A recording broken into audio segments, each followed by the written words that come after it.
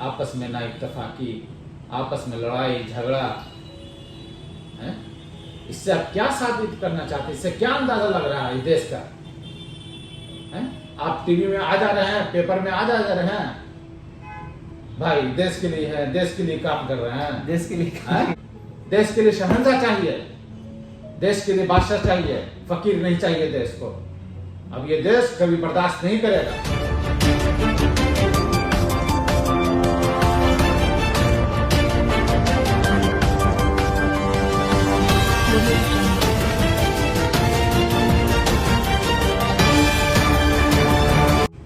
आवाज भारत में आपका स्वागत है।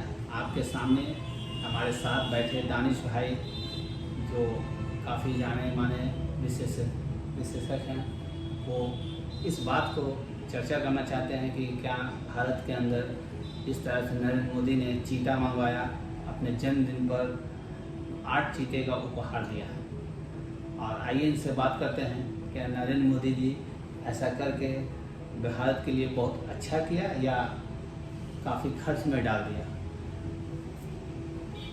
आइए दानिश भाई, जिस तरह से नरेंद्र मोदी ने अपने जन्मदिन पर 8 चीते मंगाए और भारत को समृद्ध किया है, भारत के जंगलों में ला के दिया, क्या ये खर्च आम जनता पर पड़ेगा या सा आप बताइए, इस पर विश्लेषण कीजिए। सामने मीडिया देख रहे हैं। नमस्कार। एक्चुअली कि हम किसी काम में हम बिजी थे, बट ये साहब ज़्यादा आए हुए कुछ डिबेट के लिए, तो मैंने सोचा कि चलो भाई जो देश में अभी चल रहा है हालात, तो उसके सामने मैं आपको कुछ सुनाता हूँ। अब रहा, इन्होंने बताया कि चीते के बारे में, तो अगर जन्मदिन के मुबारकबाद में नरेंद्र मोदी ने 8 चीता मंगाया हो या 800 चीता मंगाया हो, तो इसके लिए कोई ये बड़ी बात नहीं है। हाँ, बड़ी बात तब रहती कि जब अपने जन्मदिन पे किसी गरीब बच्चे को जो भूखा पेट सो गया हो, उसी बच्चे को कम से कम 8 बच्चे या 5 बच्चे को खाना खिला देते हैं। ये बहुत ही एक अजूबा चीज़ रहता है। मगर देश का प्रधानमंत्री तो भाई गरीबों से कोई मतलब है नहीं, कोई वास्ता है नहीं कि जो गरीबों से वास्ता रखेंगे। वास्ता तो सिर्फ रखते हैं, सिर्फ 2 लोगों का वास्ता रखते हैं, जैसे अंबानी अडानी। तो वास्ता सिर्फ 2 लोगों से रखते हैं, वो जो है अंबानी है और अडानी। लेकिन उनका कहना है कि हम देश के लिए ही 24 घंटा काम करते हैं। जैसा कि एक्चुअली क्या देश को सिर्फ 4 लोग चला रहे हैं, देश के 4 लोग चला रहे हैं। एक है अंबानी, एक है अडानी, एक है मोदी, एक है अमित शाह। ये 4 लोग पूरे हिंदुस्तान को मतलब अपने हाथ में कंट्रोल किए हुए हैं। कंट्रोल क्या है इनके हाथ में? कभी कंट्रोल रहा है क्या? गुजरात के मुख्यमंत्री था क्या गुजरात इनके हाथ में था क्या? अगर हाथ में रहता तो क्या दंगा होता? नहीं, उन्हें तो हिंदुस्तान की जो अदालत है वो क्लीन चिट दे दिया है। आप भूल गए हैं, आप भूल गए जो दंगा हुआ था गुजरात दंगा में। कंट्रोल उसको कहा जाता है, कंट्रोल उसको कहा जाता है जो मनमोहन सरकार में आर्थिक व्यवस्था जो है बहुत डाउन हो गया था पूरे देश में। एक यही एक भारत था जो आर्थिक व्यवस्था को जो डमाडोल नहीं होने दिया, उसको ना कहा जाएगा कंट्रोल। लेकिन जैसा अपना घर तो संभाल ही नहीं रहे हैं, देश क्या संभालेंगे वो?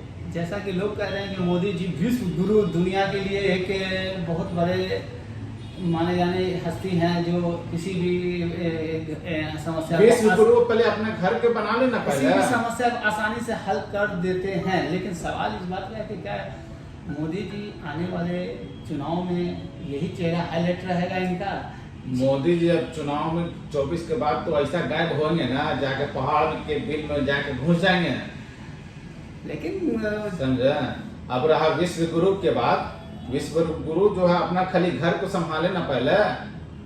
जो उनका भाई जो है बगावत पे उतरा हुआ है, नरेंद्र मोदी का भाई जो छोटा भाई जो है, उन्हीं का स्टेटमेंट है। 1974 से घर छोड़ दिया था इसने, वो बोलते हैं कि हम एक फकीर हैं, झोला उठाएंगे चल देंगे हमें। नहीं, इस देश को फकीर नहीं चाहिए, इस देश को शहंशाह चाहिए, इस देश को बादशाह चाहिए चलाने के लिए, फकीर नहीं चाहिए।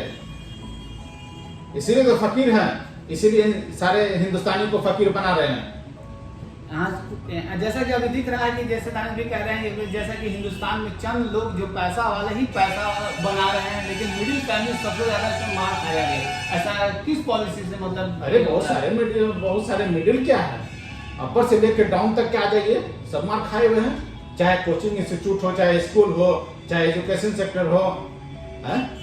मोदी जी का कहना है कि हमने बहुत चीज को, गलत काम को रोक दिया, बहुत चीज को धंधा किया, जिसको कुछ नहीं, इनका सिर्फ प्रचार प्रसार बस, और कुछ नहीं, काम धाम कुछ नहीं है, प्रचार प्रसार है। कुछ चैनल इनके पास है जो ये सिर्फ काम करेंगे, क्या चीज में खर्च करेंगे करोड़ों करोड़। भाई आप यूपी में देख लीजिए योगी आदित्यनाथ को, क्या काम हो रहा है वहां पे भाई?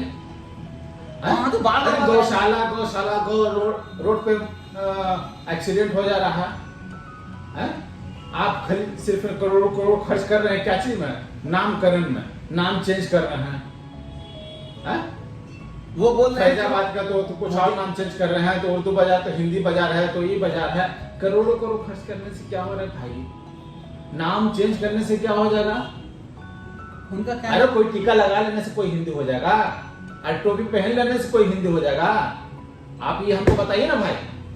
नहीं तो उनका क्या नाम है कि हम मुगल की पहचान को खत्म करना चाहते हैं, हम शुद्ध हिंदुस्तान को, मतलब जो पीछे उसको ही करना। अफसोस है इस बात का कि आज मेरे दौर में है, कल आप मुगल के दौर में रहते हैं तो आपको पता चलता।